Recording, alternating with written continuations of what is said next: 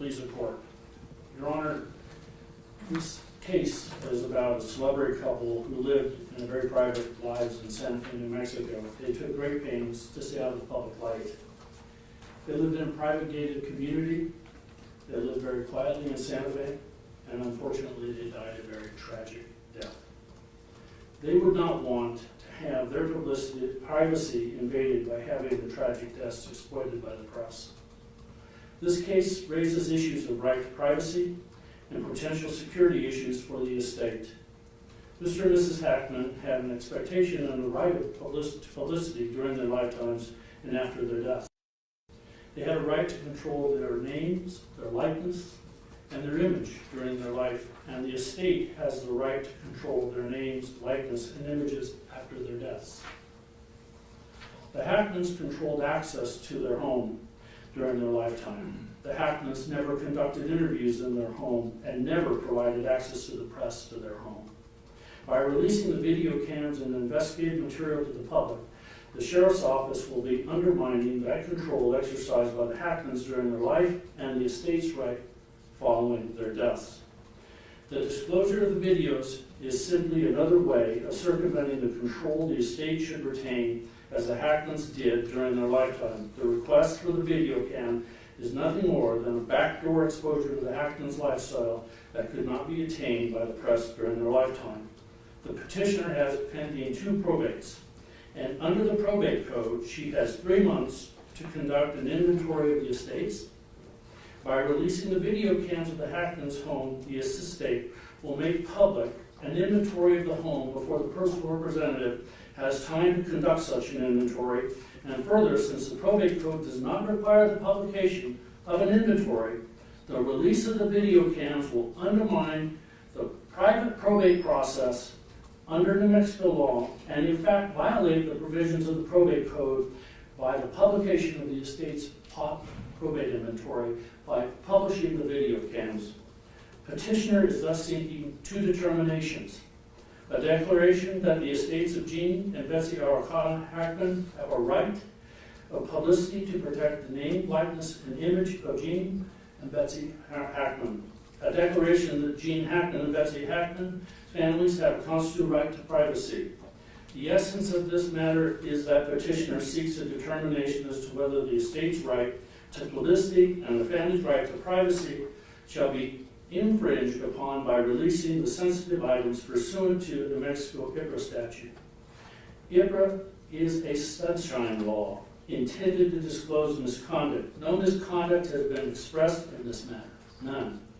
ICRA is about transparency in government action, but it is not an open-ended and does not allow the public and press open access to all government documents and material. There are exceptions.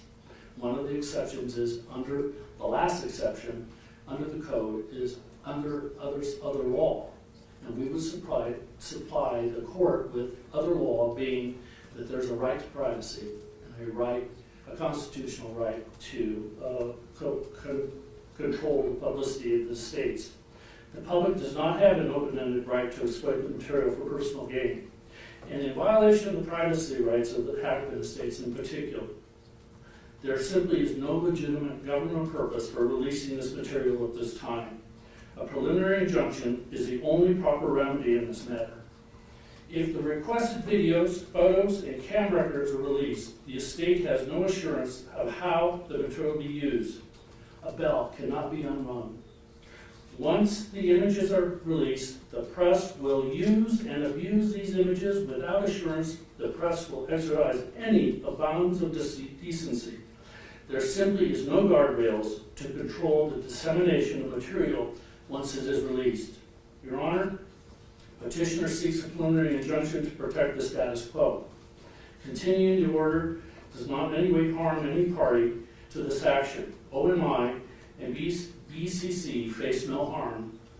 BCC, if CBS and APA are allowed to obtain the material, there's no guardrail to protect the privacy rights of the estates and the right to publicity, which is controlled by the defendant's estates.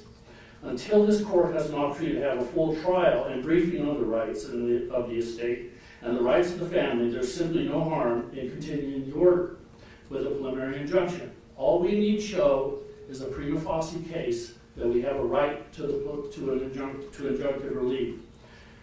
As Your Honor is well aware, to obtain a preliminary injunction, the petitioner must show that their plaintiff will suffer irreparable injury unless the injunction is granted. The threatened injury outweighs any damage the injunction might cause the defendant. The issuance of the injunction will not be adverse to the public's interest, and there is a substantial likelihood the plaintiff will prevail on the merits. Let's examine each of these points. In BCC's response, it asserts that redactions of the bodies will protect against any harms, and therefore we have failed to show irreparable injury. This is simply not true. As will be demonstrated by evidence solicited from Dan Crone, this display of the cams in total could cause great harm and security interests to the estate. The estates will suffer irreparable injury if the videos are allowed to be shown, because once they're shown, they're out in the public for public use and public consumption in any manner they deem appropriate. The estate will be injured as the images in the videos will depict the interior of the home, will display the interior contents of the home, ingress and access points for the property, locations of certain items, and will be subject to the estate to unnecessary expense to secure the property. It will also depict Gene Hackman and Betty Hackman's final days, with or without bodies. This will create unnecessary media frenzy. Further, and as dark as this may be, Your Honor, the images and videos have monetary value to the press. If the material is not properly secured, to some unscrupulous person seeking to sell the images, if improperly obtained for the press, there could be significant sums of money passing hands based upon the photos that would be released. Future documentaries and movies about Gene and Betsy Hackman's life are understandably forthcoming. For this reason, these images, if released now, will place the estate in a difficult position of dealing with media fallout, the right to control their publicity, the security issues, and the estate loses the ability to control how these images are released in the future. All of these are very real concerns of the estate. Secondly, the families run the risk of irreparable injury. If the material is released, the families have to relive the deaths of the Hackmans. This will be repeated ad infinitum, as we will see, if they are released. The family will have to change the way they conduct themselves to avoid seeing the images that depict Gene and Betsy's last days. Samuel Warren and Louis Brandeis wrote at the turn of the century in The Right of Privacy, under 4 Harvard Law Review 193, that cameras and mechanical devices promise to make what is whispered in the closet available to the public. Thus, the concept of the right to be alone is conceived. Little did these authors know how this statement would become later in life, as the turn of the 20th century did not know of the internet and social media. Releasing the material will offend the community's sense of fair play and decency. Consider the case of Rothschild, which is the U.S. case, United States Supreme Court case 342, U.S. 172, and the Favish case. In Favish, the court stated, quote, "The public exploitation of death images degrades the respect accorded to families in their time of grief." 2, with respect to the second prong of our obligation to be met, threatened injury outweighs any damage the injunction might cause the defendant.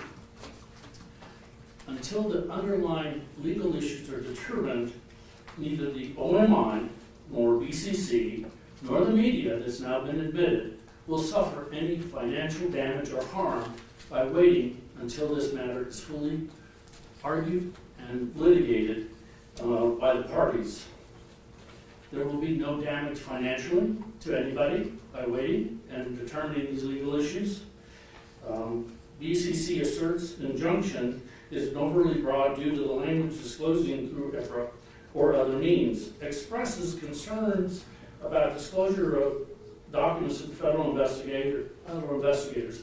If there's a concern about the federal investigation or any federal investigation of these documents, I think they could be separately addressed, or they could be brought before the court in a separate motion. Other means is that we are seeking to try to have these documents secured in a proper way. The BCC has proposed that the court hold the documents and decide whether to determine them. I understood Your Honor's ruling today to be that you're not accepting the intervention or the interpleading of those documents. There's no damage to the media by waiting until these matters are decided. A significant amount of videos have already been released to the press. In fact, CBS Response admits that the news has already received videos depicting the outside of the home, videos showing conversations with witnesses. No damages have been alleged by any respondent in this matter. Issuance of an injunction will not adversely affect the public's interest. And no adversity to the public interest has been raised by the OMI or BCC. So adversity to the media. CBS asserts that VIPRA provides them with a right to the records because of the public policy that militates in favor of disclosure, and there is a very strong interest in the videos and images. This is a misstatement of public policy of IPRA. IPRA's stated purpose is to protect the public from bad actors in government, is government accountability statute, and is intended to protect the public and create transparency. If transparency is a court's concern, this issue has been addressed. The OMI and the Sheriff's Office conducted a press conference and provided the public and the press with newsworthy information regarding the Hackman's deaths. There's been plenty of media about that press conference. Further, and most importantly, there's a very substantial likelihood that the petitioner will prevail on the merits. The state will prevail on the merits because the estate has a right to publicity, which is a property right which is transferable in life and continues beyond death. Gene's and Betsy's names, likenesses, and images are valuable and need to be protected. And it's clearly proven out by virtue of the press wanting to get its hands on the documents to exploit them for their own personal profit and gain. This estate has a duty to protect Gene and Betsy's property, including photographs and videos of their dead bodies. Judge Browning recently opined in Warner Brothers Entertainment versus Lloyd that the estate possesses a right of publicity for the decedents. The Smith case that's been decided or cited here in this matter is old law. It does not reflect what has happened since celebrities have been hounded by the paparazzi and exploitation has occurred of many deceased people's bodies in the public. And if one looks at the current case law, not the Smith case in 1988, but the current case law, you will find that there is a right of publicity action is designated for individuals who have placed themselves in the public eye. It secures them for the exclusive right to exploit the commercial value that attaches to their identities by virtue of their celebrity. The right to publicity protects the value as property, and its infringement is a commercial rather than a personal tort. Damages stem not from the embarrassment, but from the unauthorized use of plaintiff's property. By exploiting these images, they will be exploiting for their own private and profit gain the images of the decedents.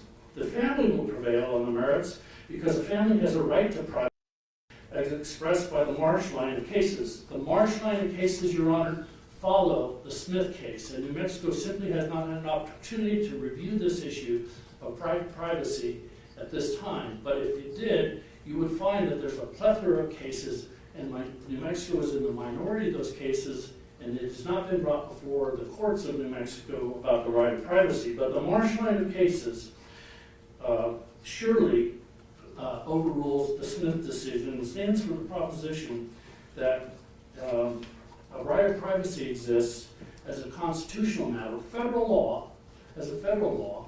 So the provision of IPRA allowing for other law, this would be a federal constitutional right which we seek to protect.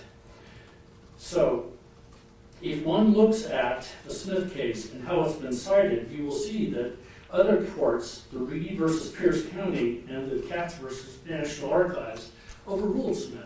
They overruled it because of the personal right and the infringement on the privacy rights of the individuals and the violation of their constitutional right.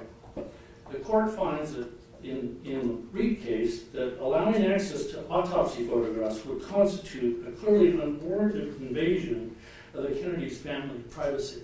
Same is true here.